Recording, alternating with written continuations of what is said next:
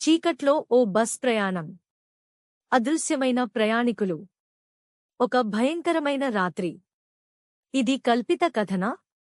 లేక నిజంగా జరిగిన సంఘటననా? అలాంటి చైనా బస్ 375 మిస్టరీ మీకోసం. ఇది నవంబర్ 1995 14వ తేదీ, చైనా దేశం, బీజింగ్ నగరం. అర్ధరాత్రి సమయం. మానానా బస్టాప్ వద్ద నిలుచున్న ప్రజలు తమ బస్సులను నిరీక్షిస్తున్నారు.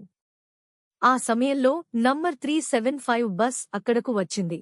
చాలామందికి తెలిసినట్టుగా ఈ బస్ యుయాన్ మింగ్ యువాన్ బస్టాండ్ నుంచి జియాంగ్మెన్ బస్టాండ్ వరకు వెళ్తుంది. కానీ రాత్రి 11 గంటలు దాటిపోవడంతో చాలామంది ప్రయాణికులు బస్సు ఎక్కడం తగ్గిపోయింది. బస్సు స్టాప్ కూడా రద్దీగా లేదు. అప్పుడే ఆ బస్సులో ఒక వృద్ధ మహిళ, ఒక యువకుడు మరియు ఇంకొంతమంది ప్రయాణికులు మాత్రమే ఎక్కారు. బస్ ముందుకెళ్తున్న క్రమంలో 3వ స్టాప్ వద్ద మరొక 3 వ్యక్తులు ఎక్కారు. కానీ వీరి దుస్తులు చాలా పాతగా మాసిపోయి ఉన్నాయి. అంతేగాక వారు నేలపై తేలిపోతున్నట్టుగా కనిపిస్తున్నారు. మరింత ఆశ్చర్యం ఏమిటంటే వారి ముఖాలు స్పష్టంగా కనిపించట్లేదు. మొత్తం మీద చూడటానికి వారు మాత్రం కొంచెం భయంకరంగా ఉన్నారు. ప్రయాణికులంతా వారిని కొంచెం అనుమానంగానే చూశారు. కాని ఈ విషయాన్ని డ్రైవర్ మరియు కండక్టర్ పెద్దగా పట్టించుకోలేదు.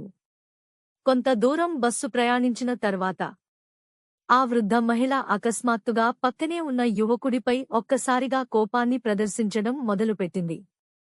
"నువ్వు నా డబ్బు దొంగిలించావు" అంటూ అతడిని గట్టిగా తిట్టడం ప్రారంభించింది. ఆ యువకుడు ఆశ్చర్యపోయాడు. "నాకు మీతో సంబంధమే లేదు. మిమ్మల్ని అసలు నేను ఎప్పుడు చూడలేదు. మీ డబ్బు కూడా నేను తీయలేదు" అని ఆ యువకుడు ఎంత చెప్పినా కూడా ఆ మహిళ వినిపించుకోలేదు. ఆమె అతడిని బలవంతంగా బస్సు దిగి పోలీస్ స్టేషన్కి రావాలని చెప్పింది. మొదట ఆ యువకుడికి కోపం వచ్చింది. కాని చివరికి తాను నిర్దోషిని అని నిరూపించుకోవడానికి ఆమె చెప్పినట్లుగా బస్సు దిగడానికి అంగీకరించాడు. అతను బస్సు దిగి వెళ్లిన తర్వాత ఆ వృద్ధ మహిళ అతనితో మెల్లగా చెప్పింది, "నిజంగా నువ్వు నా డబ్బు దొంగిలించలేదు. కాని నాకు ఈ బస్సు గురించి అనుమానం వచ్చింది. మన బస్సులో చివరగా ఎక్కిన ఆ 3 ప్రయాణికుల కాళ్లను నువ్వు సరిగా గమనించావా? వారి కాళ్లు నేలను తాకట్లేదు. పైగా నాకు వారిపై అనుమానంగా ఉంది" అని చెప్పింది. నేను క్షేమంగా ఉండాలనే ఇలా చేశాను. తప్పుగా భావించవద్దు" అని చెప్పింది. ఈ మాట విన్న వెంటనే ఆ యువకుడు ఆశ్చర్యపోయాడు. ఇంకాస్త భయపడిపోయాడు. వెంటనే వాళ్ళిద్దరూ కలిసి పోలీసులకు సమాచారం ఇచ్చారు. 2 రోజుల తర్వాత పోలీసులు ఆ బస్సును నగరం వెలుపలున్న ఒక సరస్సులో కనుగొన్నారు. బాగా పరిశీలించి చూస్తే ఆ బస్సులో డ్రైవర్, కండక్టర్ మరియు మరికొందరు ప్రయాణికుల శరీరాలు లభించాయి. అయితే అవన్నీ పూర్తిగా కుళ్ళిపోయి, పాడైపోయిన స్థితిలో ఉన్నాయి. ఇంత తక్కువ వ్యవధిలో మానవ శరీరాలు ఇలా జరగటం అసాధ్యం. పోలీసులు కూడా ఆశ్చర్యపోయారు. మరింత ఆశ్చర్యకరమైన విషయం ఏమిటంటే బస్సులో పెట్రోల్ పూర్తిగా ఉంచినట్టుగానే ఉంది. కాని ఆ బస్సు కనీసం 150 కిలోమీటర్లు పైగా దూరం వెళ్లిన ఆనవాళ్లు కనిపించాయి.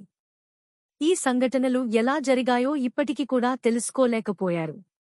అసలు ఈ సంఘటన నిజంగా జరిగిందా?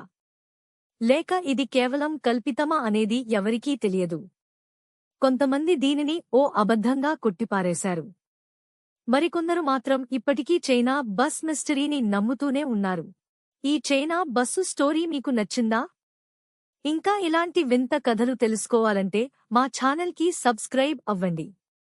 మరొక ఆసక్తికరమైన కథతో మళ్ళీ కలుద్దాం. మా ఛానల్ షార్ట్స్ వీడియోస్ ద్వారా ప్రతిరోజూ అనేక విషయాల గురించి ఫ్యాక్ట్స్ తెలుసుకోండి. ధన్యవాదాలు.